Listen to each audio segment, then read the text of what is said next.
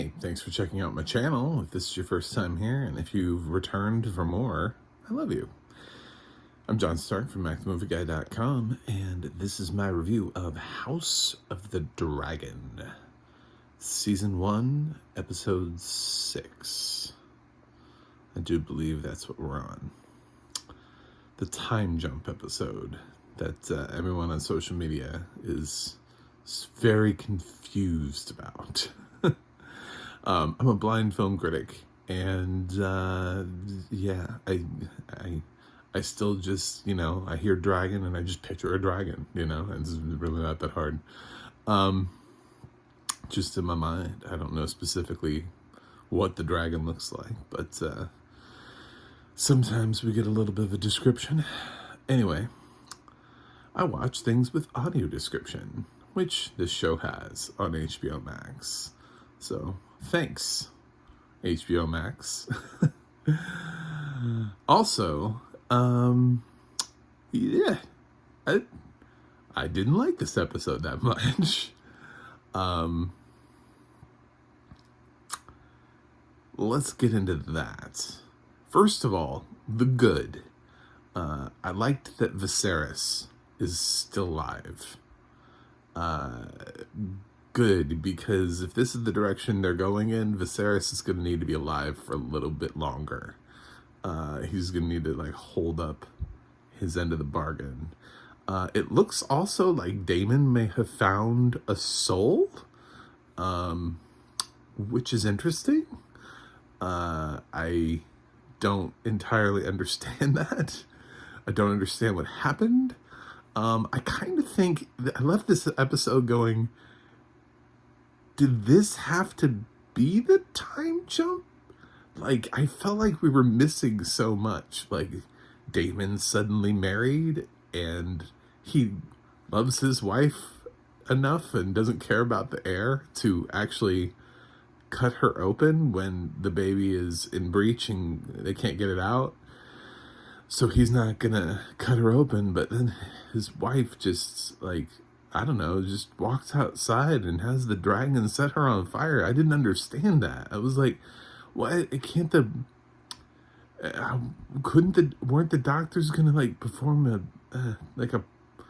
that horrific partial birth abortion thing that we always try not to do anymore? But back in this time period, when they don't have modern medicine, they have one of two choices, which is to do that or open the mother up and then not be able to close her. So, it's I know that for some people that's a Sophie's Choice moment, but Daemon made it.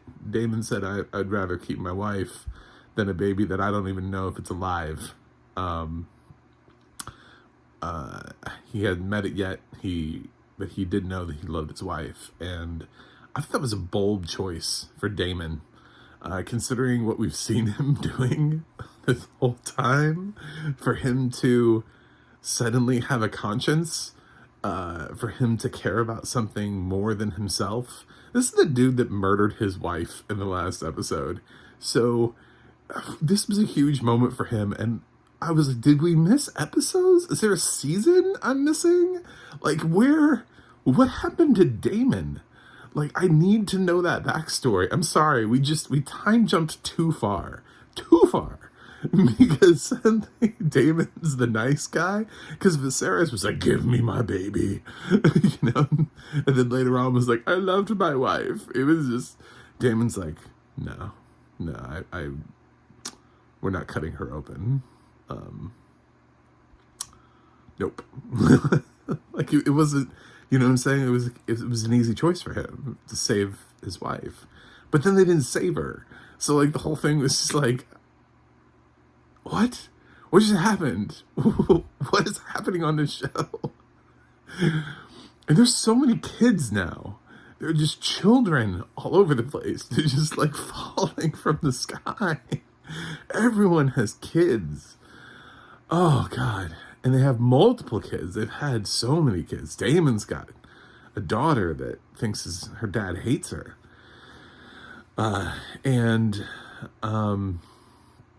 We've got over there with Allison, she's got multiple kids now, and they're growing up, and the one that is technically the firstborn son of Viserys. You know, I could have done without the visual imagery of being put into my head of like how old is he? Like 13, 12, 14, masturbating for a duration. I mean, like he was like fully nude standing there. That was the audio description. I don't know what you guys actually saw. I just didn't need that. You know, like I'm not, no. That's not, no. No. And I love that's the reintroduction to this kid. The one that is like technically in the battle for the Game of Thrones. Like we may get this guy. And I'm like, oh, great. We've got another Joffrey, except we can't call him Joffrey because that's the name of Rhaena's new baby is Joffrey. Why? I don't know. But, you know, Jesus. Anyway, so this Aegon or whatever his name is his little brother seems to be the only decent child because he gets picked on all the time. So he doesn't have quite such an attitude. But otherwise, Aegon didn't really do anything, even after Alicent's, kind of yelled at him and was like, you need to, this is what you need to do if you're going to be king. And Alicent's become a problem. She went from, kind of on the fence to just a raging tempest hellfire. You can tell that if Viserys was not alive, she would have Rhaena murdered immediately. I feel like that's what Christian is hanging around for, is to eventually just murder Rhaena for Alicent or attempt to murder Rhaena. And now Alicent's got this other guy who I don't even know who he is because we introduced so many characters this episode that I feel like I'd never seen before. So I don't even know who this other guy was. The one like went down into the dungeons and got the people. I don't know. I don't know. Was he in the other episodes? Was he just in the background? Who was he? I get that. I mean, we barely got to know the new hand.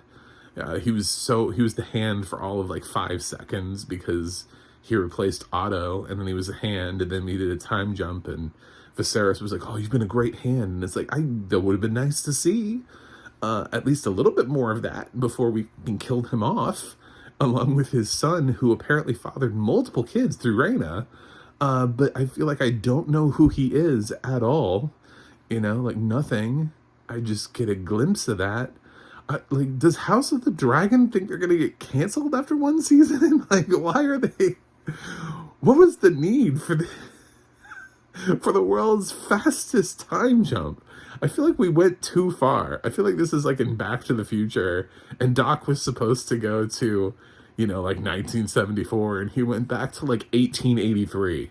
It's just like, whoa. We're way too far back. And Doc's like, no, we're just gonna stay. We're good. Yeah, I'm just gonna stay here instead.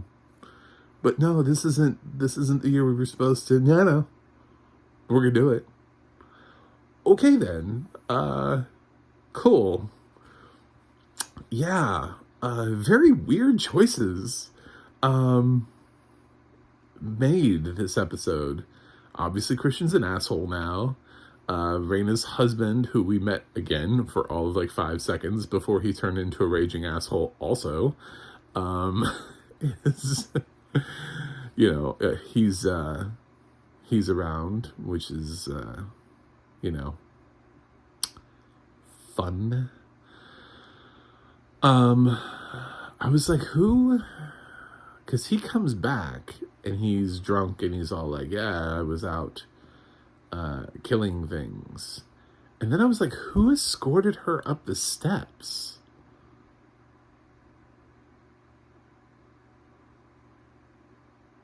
Like, what character was that? You know?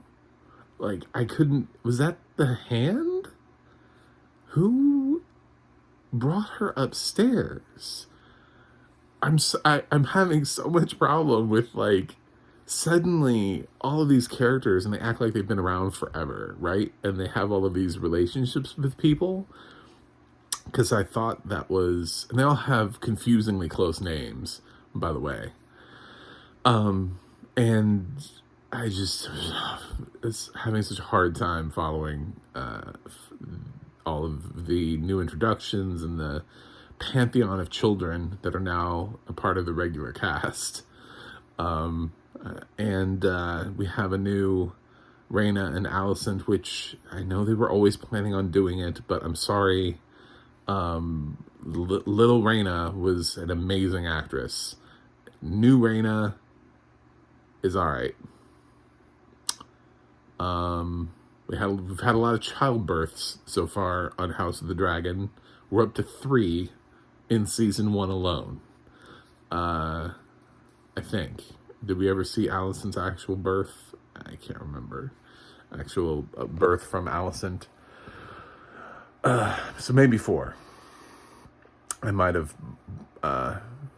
forgotten that we went through hers. I don't think we did, though. I think she just suddenly time jumped and there were babies. So who knows? Who knows where we're going to be in the future? Like, the next episode, there could be, a fucking Brady Bunch worth of kids running around. I don't know. This episode made me lose a little bit of faith in the cohesive storytelling nature of the show, simply because I don't know where it was headed. I don't know. I want to know, like, how Christian survived the random beating of a dude. Like, he just beat the shit out of somebody, and now he's just elevated to Queen's Guard. Like, how was Viserys cool with that? Like, it's so bizarre. Like, all of the choices, and Viserys knows that Alicent has these things, and he knows that his daughter is not sleeping with her husband, and all of this kind of stuff. I mean, he just knows everything. He's just not doing anything. Dude, you're gonna have to do something. Do you not realize the world is gonna fall apart when you die? Like, the world is going to fall apart when you die. There's such a literal Game of Thrones about to happen as soon as you die. And he's just kind of passively hanging out, rotting away. Like, literally rotting away. I'm amazed that he's alive. It's astounding that he's made it this far. So, I don't know how many more episodes we got him for, but dude needs to make some choices. Throwing Alicent out of a window should be an option if he really wants Rhaena. Rhaena feels so threatened, she had to leave her own castle, and she's next in line. Like, if that is not a message for him as to what the status of his wife is, then I don't really think there is. I don't think there is another answer to that question. So if Viserys doesn't come back at Alicent for chasing Rhaena away, I don't know how else to handle that. So it's a show that I loved is heading in a very confusing direction because I feel like it jumped too far. I'm not against time jumps when they're little and we still feel like we're getting chunks of the story, but like there was this whole like Daemon thing going on that I just feel like I missed his character development. And for a character like that, you don't want to miss his character development. You don't want to miss the moments of growth, especially if Daemon is going to be with us for the long haul, which I feel like he's more likely to be with us for the long haul than Viserys. So, very odd choices this episode. Yeah. So, I don't know. We're gonna have to figure some stuff out with this show's gonna need to figure some stuff out fast, but and get its houses in order. But that's it. I know that's kind of a rant, but man, like immediately in my mind, even before the episode was over, I was like, well, this episode's not getting an A, because I just didn't need the 14-year-old masturbating. I don't think anybody needed that. You know what I'm saying? I just don't think any of us needed that. Is there if somebody did need that, that's a problem.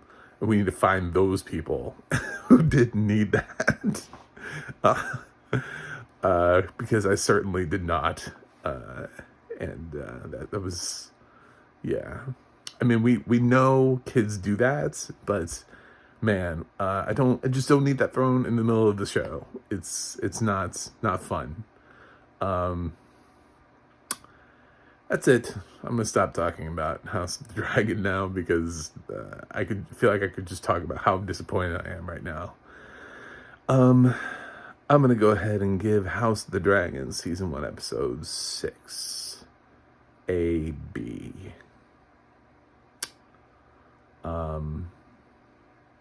There was some good stuff happening here. Unfortunately, it got squandered. A couple of good things that started to happen, but mostly I ended up just missing a lot of the other actors, and there were a whole bunch of cast additions and things left unanswered. So that's where this episode was. Let me know what you think in the comments, and if you could please subscribe. I'm trying to get to 100 by the end of the year. I think it's doable. You can go to my website, macthemovieguy.com, for more reviews. You can go to the audio description project, adp.acb.org, for a list of what you can watch and where you can watch it that has audio description. And the adna.org is where you can find all the stuff about the people who do the narration that we love so much. So that's it for me. Until next week, but now I've got to go review something else so I can see you on the other side.